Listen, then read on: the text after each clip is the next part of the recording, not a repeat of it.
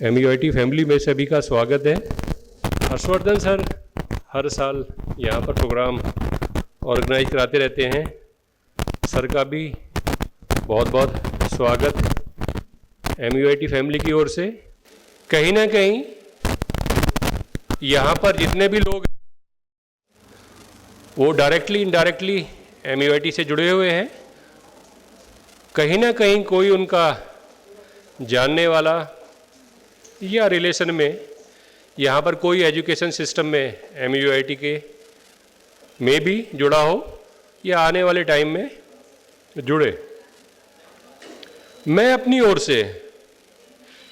एक बात सबको आश्वस्त करना चाहता हूँ कि किसी भी स्टूडेंट को, चाहे वो डिप्लोमा का हो, इंजीनियरिंग का हो, किसी प्रोग्राम का हो, लखनऊ कैंपस का हो या नोएडा कैंपस का हो, किसी को कोई भी समस्या है एकेडमिक से रिलेटेड किसी भी टाइप की, तो वो सब लोग अपने जो भी उनके कंसर्न जिनके थ्रू वो यहाँ पर जुड़े हैं उनको बताएं, और यदि कोई उनको सोल्यूशन नहीं निकल रहा है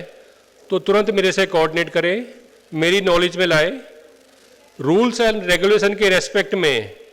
टाइमली उनको सोल्यूशन मिलेगा, ये हम लोगों की रेस्पॉन्सिबिलिटी है, जिम्मेदारी भी है। तो इस पार्ट पर कहीं पर भी ये एजिटेशन नहीं होना चाहिए कि कोई भी बच्चा, कोई भी स्टूडेंट कहीं पर भी हमसे जुड़ने के बाद किसी भी वजह से यहाँ पर परेशान है, या आपके पास कोई भी फीडबैक मिलता है या आता है किसी भी पार्ट पर, अच्छा है तो कोई बात नहीं। यदि कहीं पर भी कोई ख़राब फीडबैक है जहाँ पर इम्प्रूवमेंट हो सकता है तो आप लोग हमसे ज़रूर शेयर करेंगे, जिससे कि हम उसको टाइमली इम्प्रूव करें और किसी को इस टाइप की समस्या नहीं होनी चाहिए। एक जनरली थोड़ा सा PhD वाले पार्ट पर कहीं ना कहीं कुछ थोड़े इशू हो जाते हैं, उसके लिए मैं सब लोगों को आपको बताना चाहता हूँ। PhD पे हम लोगों ने थोड़ा सा एक रेस्ट्रिक्शन है या क्वालिटी पैरामीटर कहिए कि फाइनली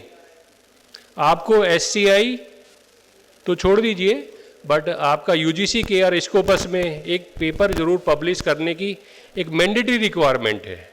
क्योंकि वो यदि पेपर आपका ओरिजिनल जर्नल में नहीं होगा तो वो नेचुरली कहीं ना कहीं आपका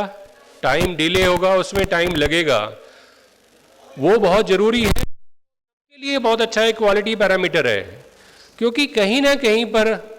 UGC की भी गाइडलाइंस हैं कि जितनी भी PhD हो रही हैं सबको शोध गंगा पर अपलोड करना हर एक यूनिवर्सिटी की रेस्पॉन्सिबिलिटी है। अब शोध गंगा पर वहाँ पर जो पेपर आपका अपलोड हो रहा है, थीसिस अपलोड हो रही है, और उसमें पेपर आपका क्वालिटी पैरामीटर नहीं है, तो कहीं ना कहीं क्वेश्चन मार्क वो सभी के ऊपर आता है, चाहे कैंडिडेट हो चाहे यूनिवर्सिटी हो। तो इन चीज़ों का ध्यान रखें, और कहीं पर भी कोई भी प्रॉब्लम किसी को लगती है डायरेक्टली इनडायरेक्टली, किसी का कोई जानने वाला है तो तुरंत हम लोग इसके साथ शेयर करें। दूसरा, यहाँ पर सभी लोग इंटरमीडिएट स्कूल से प्रिंसिपल्स, फैकल्टी मेंबर्स, जहाँ तक मैं उम्मीद करता हूँ वहाँ पर यहाँ पर हैं। थोड़ा सा मेरा एक रिक्वेस्ट है कि वहाँ पर ये आप लोग सब कुछ अच्छे से कर रहे हैं, बट एक चीज़ हम लोग और ऐड ऑन होना चाहते हैं, जैसे कि नेक की रिक्वायरमेंट है, यहाँ से कोई भी पैरामीटर वाला जो पार्ट है वहाँ पर फीडबैक एलुमिनी, एम्प्लॉयर्स और इसके अलावा पीयर्स, पेरेंट्स के साथ रहता है, तो मालूम होता है कि हमारा जो स्टूडेंट है यहाँ से पास आउट होने के बाद कहाँ पर क्या चीज़ों में मिसिंग है। जनरली जो भी स्टूडेंट हम लोग के यहाँ एडमिशन लेने आता है 12th के बाद, तो कहीं ना कहीं उसको जो अभी न्यू एजुकेशन पॉलिसी का पार्ट है या इसके अलावा मल्टी डिसिप्लिनरी और सिस्टम में है, वहाँ पर बच्चा कहीं ना कहीं मिस कर रहा है कि उसको प्रॉपरली सब चीज़ें मालूम नहीं है कि मेरे को कहाँ पर जाकर किस फील्ड में एडमिशन लेना है। यदि थोड़ा सा वहाँ काउंसलिंग वाला पार्ट थोड़ा सा और अच्छा हो जाएगा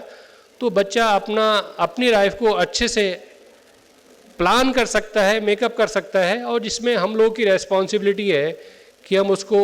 उसके साथ जुड़े और उसका उज्जवल भविष्य बनाने में सहयोग करें।